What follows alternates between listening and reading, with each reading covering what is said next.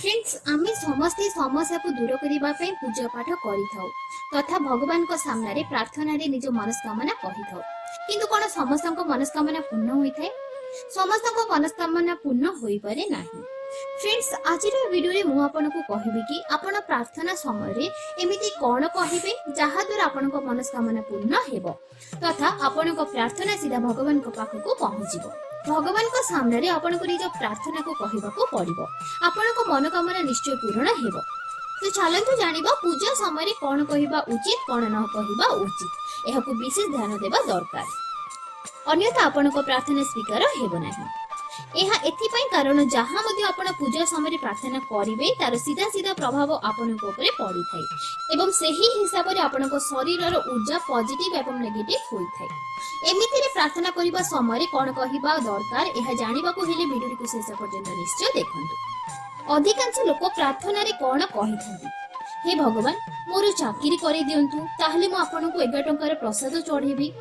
Friends यह अनुचित अटे। प्रथमे तो आपण भगवान को लांच देबा पे कहउछंती एवं भगवान को ही निज समस्या रे उपाय मध्ये कहि देउछंती, भगवान मोर चाकरी करि दियंतु। आपण को बुझिबा को पड़िबो जदि भगवान कोनोसी कठिन परिस्थिति रे पकेइछंती ताहाले ताहार निश्चय कोनोसी अर्थ अछि, नहले भगवान आपण को कष्ट दे ताको खुशी तो लागिबो नाही ना।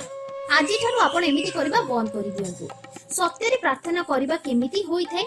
मंदिर जाए पूजा समय कौन कहवा उचित? पूजा समय भगवान को सामने रे निज हृदय खोली देबा उचित। निज जीवन में जहाँ भी समस्या अछि ताहा भगवान को सामने रे निज समर्पण कर दियंतु। एहार गोटे उदाहरण अछि, जेमिति कि मु बेरोजगार अटे, टंकार अभाव अछि, ताहाले मु एमिति प्रार्थना करिबि, हे भगवान मते चाकरी बहु समय रे मिलु नाही, बहुत असुविधा हेउछि, बापा मां गाली करंती एवं मते टंकार समस्या बहुत रहुछि, मोर सब सांग गुडी को भले चाकरी मिल जाईछि, केवल मो पाखरे चाकरी नाही, मते सबु बेले टंकार अभाव रहि थाए।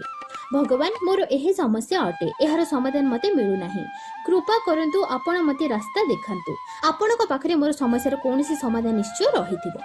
आमे निज जीवनर सबु कहानी एवं समस्या को भगवान को सहित बांटिबा दरकार।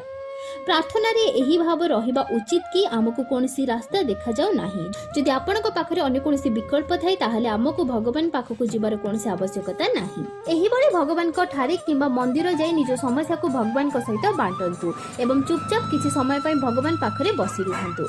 आपण विश्वास करिवे नाही, एमिति करिबा द्वारा आपणको कोनोसी ना कोनोसी रास्ता निश्चय मिलिबो एवं भगवान एमिति संजोग बनैबे कि आपणको कोनोसी ना कोनोसी रास्ता अवश्य मिलिबो। चाकरी एवं टंकार अभाव दुख नहीं कि जाइथिले एवं भगवान आपनको व्यवसाय रे रास्ता देखैबे, एहा द्वारा आपनको टंकार अभाव दूर हेबो, आपनको व्यवसाय चाकरी ठारू लाभजनक हेबो। सेति पय भगवान को प्रथमरु ही समाधान कुहंतु नाही, निजर मनर दुख को भगवान को सहित बांटंतु एवं सब किछि ताको ऊपर छाडी दियंतु।